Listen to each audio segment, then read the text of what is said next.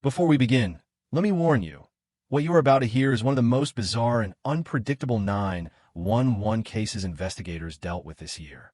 It starts with a short, chaotic phone call that sends an entire county's law enforcement racing to a Walmart, but ends in an interrogation room where detectives masterfully dismantle a suspect's lies one layer at a time. Watch closely. You'll see how officers uncover the truth not through force, but through psychological pressure, strategic questioning, and patience. So we're trying to confirm, management said he was trespassing here yesterday. Where did they find him in the bag? Kimberlyn said he was trespassing at Murdoch Walmart yesterday. We're going around all over the place today. So we're trying to confirm that. And we got Mr. Kevin here hanging out. Who is he? His phone was the one that dialed. Yeah, dude, I was looking. You've been trespassed from a bunch of places. And you've been like every business, just everyone's been calling about you for some reason. At this early stage of the investigation, every second matters. When the phrase, "there's a bomb," is spoken, dispatchers treat it as a worst-case scenario until proven otherwise. That's why multiple units immediately descend on the Walmart.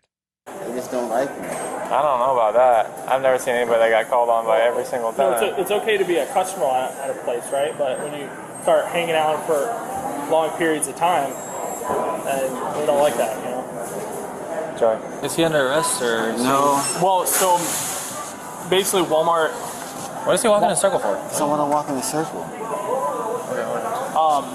So Walmart management said he was trespassed yesterday. Oh, okay. And, dude, what are you doing?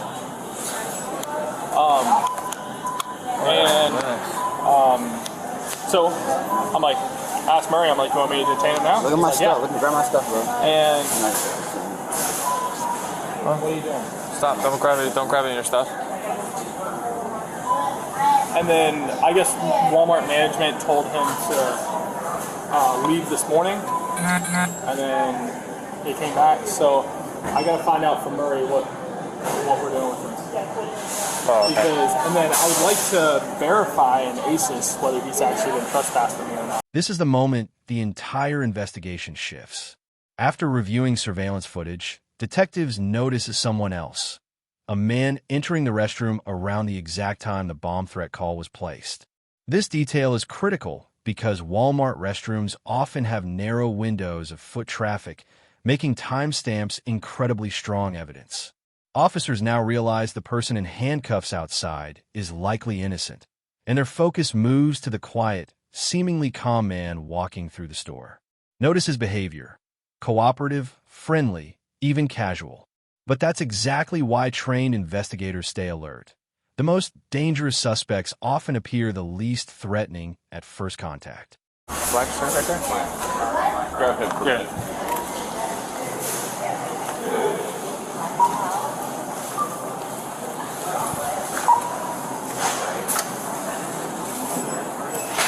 Hey, we gotta talk to you real quick before you leave, all right, boss? What's up, buddy? How's it going? You got any, man? Can I say real quick? What's up? I need to check something out real quick. Just hang right here with this deputy. They're investigating something, so we're just trying to figure out who's involved. If you're all good, don't worry about it. You don't have anything to worry about. What's going on? Hey, buddy. What's going on? Come out here real quick. Yeah, here. We'll step out here. Yeah. Here, drop your bag real quick. Drop your bag. Put this hand behind your back. What's going on? We're going to explain it to you real quick. We're going to bring you down to our office, okay? For what? For an investigation we're doing. What kind of phone call? You can check my phone. Yeah, that's fine. We will. Can I grab your phone then? Good deal. No, it's all right. Very good. I'm going to just pat you down, just make sure you don't have weapons. I'm not going to search your person or anything like that, okay? All right? All right, cool. Just got like keys and wallet in there? Yep. All right. Nothing in there? All right. Cool. Let's see percent of that. Why am I getting pointed out? I don't have anything on my record or nothing. I don't know. I'm not the detective, but there is an incident that occurred here of some sort, and the detectives have enough probable cause to detain you right now. So what's the probable cause, bud? We're going to bring you down to the office and we'll speak about it. Thanks, right there. All right, you can hop in there.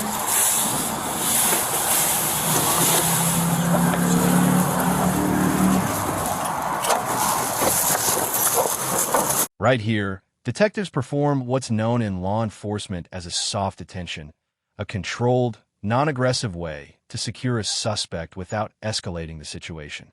Notice how they remain calm, speak respectfully, and emphasize procedure. They're not trying to frighten him. They're trying to observe him. Suspects often reveal more through their reactions than their words. The officers ask routine questions, check for weapons, and maintain a conversational tone.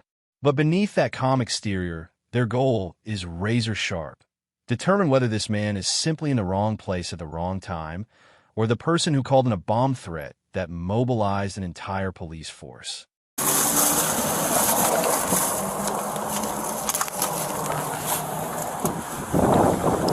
We've obtained the audio of the suspect's interrogation, where the detectives perform a masterclass in tricking a suspect into confessing everything.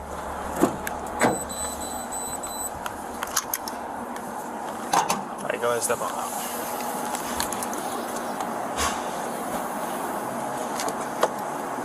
We're heading that back door right there. You able to take these things off? It's like... Are they tight? Yeah. I'll check them real quick. Here, before you sit down, I'll make it easier if you want to stand up. Just with my Apple Watch. You want me to take that off so it's not like in the way? Sure. Okay. I'm here with you in just a minute, all right? Time is now 4:50 p.m. Today's date is going to be January 12th, 2024. It's in reference to case number 2401-007918. It's me, Detective Jones. Also with me is Corporal Martin. The person being interviewed is going to be Coty, C-O-T-Y, Justin Clements. His date of birth is 3/28/95. You're still in handcuffs? Yes, sir. We'll take you out. You're good with everything, right? We'll make you a little bit more comfortable. Appreciate you. Yeah, it was just hurting. I'm Detective Jones. This is Corporal Martin. Have you ever spoken to law enforcement before? Yeah, the volunteer firefighter up north, so I deal with them all the time. Up north? Okay. So we're doing the investigation that occurred over at the Walmart neighborhood. And within our policies itself, we pretty much read off a card, and it goes step by step in the process when we... This interrogation is a textbook example of how skilled detectives dismantle a lie without ever raising their voice. Listen closely. The detectives do not accuse him directly. Instead, they ask open-ended questions, invite him to explain himself, and allow him to talk freely. This calm approach creates psychological pressure. Why? address in conversation with somebody for an investigation. So I'll just read a couple of the questions off to you after I explain, and then we'll go from there, okay? All right, can you state your name? Cody Thomas. Are you under the influence of any drug or alcohol? No, sir. Do you know the meaning of perjury? Perjury? Mm-hmm. Do you know what it means? What, falsifying someone's name? It's false information provided by you or as being interviewed. So it's providing information with the intent to deceive the investigation or lie while under oath. Place you under oath real quick. Raise your hand for me. Swear from the stand about to give me the truth, the whole truth, and nothing but the truth. Yes, sir. Okay. I'm just going to read you some of your rights. Okay. The right to remain silent. Anything you say can be used against you in court. You also have the right to stop answering time to talk to a lawyer. Do you understand what I explained to you? Yes, sir. Okay. So what were you saying about earlier? Something about you volunteer for something? Yeah, volunteer for fire department. Okay. Where's that at? Stafford Township, South Jersey. Well, what are you down here for if you're up from up north? Well, I own a trucking company. I mean, I just do that, help them out, whatever. I used to live up north. My mom lives up there. Okay. I stay here with man.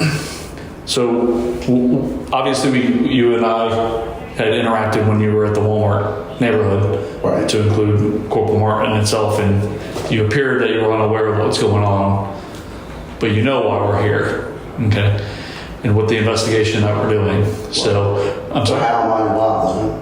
I'm sorry. How do you single personnel? Who told you that you couldn't be there? Whoever was manning the door. One of your officers. Okay. So are you telling me right now that you were never in there prior to the time that you were interacting with me and Corporal Martin? I wasn't there. We know you were. Okay, you know there's cameras, right? Yeah, I was in the store. I'm looking to get, because we have a rat problem at the house, I'm looking to get this peppermint oil, but it was essential oil, so I was doing some research to see if the essential oil would work. So I was waiting. And then all these cop cars show up.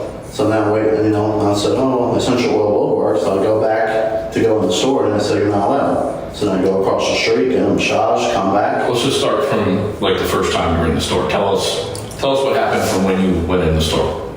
I went to the store, I spoke to the pharmacist. I asked if they had peppermint oil. She showed me where it was. I looked at it and I said it was essential oil. What happens next? I go take a piss, I go out back to the parking lot, and a bunch of cops are there, so what else going on here? And then I look on my phone and try and see if the essential oil was going to work for the rodents. And then I, figure out that it could possibly work. I go back to the store and you guys say I'm not in. And I go, because the guy said it would be like 15, 20 minutes. So I go across the street, get him charged, come back, buy the oil, and then you guys are handcuffing me. I've never done anything in my life. Had nothing on my record. I help people. What are you getting at me, So let's talk about what happened in the bathroom. Other than taking a piss. I took a piss and washed my hands. Okay. Let's talk about the phone you found. I didn't find a phone in the bathroom. Didn't find a phone in the bathroom. No, I had a phone. Have you heard of touch DNA? No. Or if you touch something, your DNA will be on it by the skin that comes The oils from your the skin, Okay. fingerprints, obviously. Right? So is there any reason that your DNA and fingerprints are going to come back on that phone? Mine, no. Listen, what's done is done, right? If it was a prank call that went wrong and was taken the wrong way, we get that, right? You're the only person in the bathroom with that cell phone During the time when the phone calls were made. That's it, right? We just want to make sure that what you said is not true, right? If it was a prank that went wrong, I get that, all right? What's done is done, right? Nobody else was in there during the time frame that the phone call was made. So was it a prank that was Why not? do you have someone else arrested then? We don't. That guy was trespassed, and he just happened to show up at the wrong time. So it is what it is, right? If you made a prank call and it was taken wrong, I get that. We can explain that, right? We just want to make sure you're not the guy who actually put a bomb in there and it's going to blow up later, right? We just want to document it, so with our case, that it was just a stupid idea that you decided to do for whatever reason. Unfortunately, people do it all the time, but there's a difference between just pranking and with intent, to which unfortunately there has been the real issues where people have done an actual bomb. And obviously that's the reason why it's been in the way that the investigation has been. Obviously all the law enforcement showing up and everything else. A lot of times, unfortunately, people that do these incidents don't expect this for some reason to occur, you know what I mean? Right. With the in-depth investigation that it is. But there's cameras. We know you walked in. You were in there less than 7 minutes. You walked directly into the store, obviously wearing the same clothes that you're wearing now. Right. You went up to the pharmacy, which you told us the truth. You went directly into the bathroom. Right. Okay. The gentleman who his phone is, he unfortunately left it in there. Okay. And he left it in there where you went. And you're the only one who's in there when that phone call was made. What happens here is the turning point. Detectives begin introducing forensic evidence, fingerprints, touch DNA, and surveillance timestamps. Whether or not results are actually back from the lab doesn't matter. The psychological effect is enormous. When a suspect hears phrases such as, "Your DNA will come back on the phone," they are forced to reconcile their story with what sounds like irrefutable scientific proof. The suspect's confidence starts to crack. His responses weaken. He becomes defensive, then confused, then emotional. This is the classic progression from denial to hesitation to surrender. And in just a few minutes, you'll hear him shift from absolute denial to full confession. Okay, we have the 911 tape when you made the comment on there with your voice. Okay, we know that. Okay, what the reasoning on it, that's what we're trying to understand. It's not even for the fact of the 911 call, that's just calling a bomb threat. We're just trying to understand, and that's when we do our investigations, what's the reason behind it? With the intent of just making a joke. I mean, unfortunately, we take everything serious, you know what I mean? But once we decipher at the time that it's just a prank, we can be at least relieved that, at least for future reference, for you at least, that something like this would never occur, again. But that's what he and I are doing this for investigation for, okay? So your fingerprints are going to come back on the phone. Your DNA will come back on the phone, right? So we know you had the phone, right? Is it a prank call that was taken the wrong way? So what happens if it was? What's that? Okay. Was it a prank call? That's what we're trying to decipher. It's just a stupid, like, we're trying to get to the moral of it. Like, what the reasoning did you think, let me do this stupid? Did you like watch YouTube or something? Or TikToks or something? They do this stuff all the time, unfortunately. Is that what kind of persuaded you to do something? So where'd you find the phone at? So just laying on the paper, the toilet paper thing. Toilet paper roll, and it was just sitting there. Was it an iPhone? Was it a Samsung? Do you know what color was it? Black. Okay. Did it have like a case on it or anything? Yeah, same case I have. Okay. And what about the screen when you activated it? Is it password protected and somehow you knew the password, or was it just unlocked? That was open. It was open. In the whole scheme of things, now looking back on it, I mean, is there a huge regret for your decision? Yeah, I've never been in trouble at all. Okay. Yeah. So, are you having like a mental health thing, or are you suicidal, or are you? That's what we're trying to get at that, man. We need to make sure that, you don't seem like a bad guy. This just seems like you made a mistake. Right. But we're trying to get, what was the reason? You went in the bathroom, saw a phone, but what persuaded you to go through it and then say, not just search for pictures or maybe, let me call I'm him. trying to be funny, I guess. TikTok. Do you remember what you said? I just said bomb, Walmart, TikTok. It's You were saying TikTok, as in the TikTok. app TikTok. Okay, not Tick or TikTok. No, it's a TikTok. Okay, that's what you're referencing. And Is there a bomb in the store? No. All right. Have you ever done anything like this before? No. All right. Where do you said you live in Northport. How did you get here? I drive. Okay, where did you park your car whenever you had It's at done Walmart. it? It's at Walmart. What is it? I'll Chevrolet. Silverado. And where did you park at? In the middle. Okay, and is it an SUV, truck, a car? Chevy Silverado. Okay, what color is it? Gray. And is it yours that you own or no? That's me and my aunts, both of us. But it's registered to you? Yeah. With a Florida tag? Yeah. Okay. So we know that you came in originally. What was was the real reason of you going to Walmart for what you purchased? Okay. All right. So what made you return? To get the oil. To get the oil. Because you originally were taken out. Okay. All right. What made you at the time, you passed by a lot of officers and you didn't say nothing at that time. And now you're coming to sense of realizing how many officers are spawned fire, At any time were you kind of regretting your decision at that, realizing what the repercussion would be for making that type of decision? Right. No, I'm asking you what. Yeah. Okay. That's why I probably come back to. Okay. If you had anything to say on that decision, what would you say? I'm sorry. Okay. Waste your time. All right. Yeah, so there is no bomb, right? No. So we don't see you coming in with anything. No. That's our thing. Just make sure everybody's safe, Have you ever done anything like this before? No. What about I know you said TikTok, and there's a lot of things I did done on TikTok. Anything, other threats that you've ever made, or anything affiliated with doing these? I mean, were you sending it to were you going to send it to people? Did you film this while you did it on your phone? No, sir. Okay. Well, you're referencing TikTok, but then usually you would film yourself doing that type of a threat with your own phone, because how is anybody going to see it on TikTok? No, I didn't film. Okay. Do you have any questions for us? What's going on?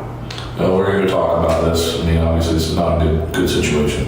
Yeah. You see the response it got, So, I mean, my suggestion, obviously, is never do anything like that again.